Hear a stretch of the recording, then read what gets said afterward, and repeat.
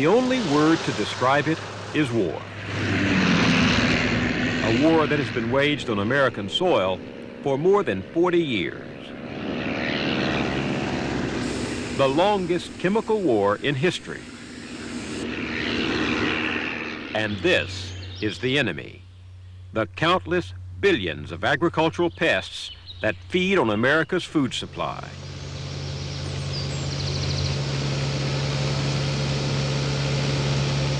In the past quarter century alone, farmers have dumped over 5 billion pounds of insecticide onto their crops.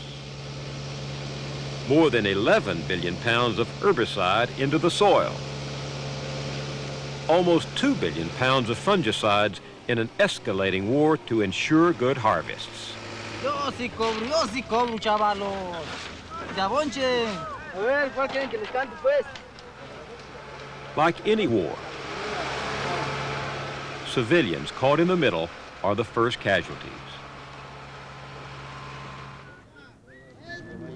I was a farm worker.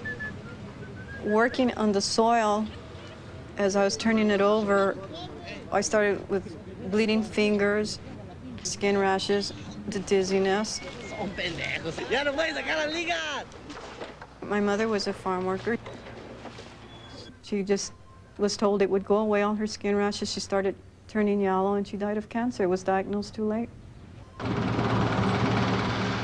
There is no longer any scientific question that agricultural poisons pose health risks to farm workers. What we don't know are the long-term chronic effects of pesticide exposure on the general population, and in particular, on children. These children attend the Browning Road Elementary School in McFarland, California, in the heart of the fertile San Joaquin Valley. Next door, this typical suburban development. Marta Salinas used to live here. It was built especially for farm workers. For farm workers, low income and opportunity of the American dream. What's it turned into? A nightmare, a death trap. Wherever you go, your life is a time bomb. This development was built near what had once been a pesticide dump. It is surrounded by cotton fields regularly sprayed by airplane. The drinking water has a long history of contamination by pesticide residues. We're being exposed right directly over and over and over again. It's a sort of a worst-case scenario for pesticides, isn't it? Yes. And we are the perfect example for America to see. What Marta saw happening was a neighborhood health epidemic. 2 years after she moved in the house, she started with brain lesions and seizures. She's had 2 surgeries. Then the next door. Everywhere she turned, Lori. Marta saw neighbors and their children suffering from illness and deformity. Then we've got another neighbor here where the little girl had kidney bladder problems, had urine tract open a couple of times, premature gray hair, the chronic diarrheas. Then we have this neighbor with the chronic diarrhea, the skin rashes, the hair loss, fevers. She's had surgery a couple of times. Is there anyone on this street who hasn't had a problem? No, everybody's been sick in this neighborhood. One of Marta's daughters started losing her hair. Another had chronic skin rashes. The family moved out 2 years ago, and the symptoms disappeared. No one, it seemed to Marta, was paying attention, so she returns regularly to her old neighborhood to document the trail of disease in McFarland.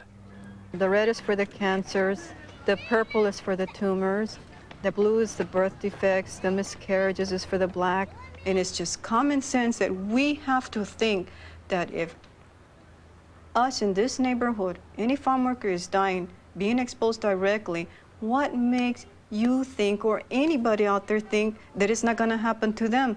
They're eating this food, this contaminated food, in slow dosage. Marta Salinas' community came to be known as the McFarland Childhood Cancer Cluster. 5 years ago, one study suggested pesticide exposure was probably a factor. But right now, there is no local, state, or federal agency even studying the question. So, Were pesticides the cause of all that disease among the children of McFarland? We really don't know. What we do know is that pesticide exposure is not just an issue for farm workers and their children, because there are minute traces of pesticides in the food we all eat every day. Some of it is what's called systemic, which means you can't wash it off. It's part of our produce. Does this exposure to agricultural chemicals threaten our health? And what about the most vulnerable among us, our children? Those are the questions we set out to explore in this broadcast, questions that concern all of us, but especially parents.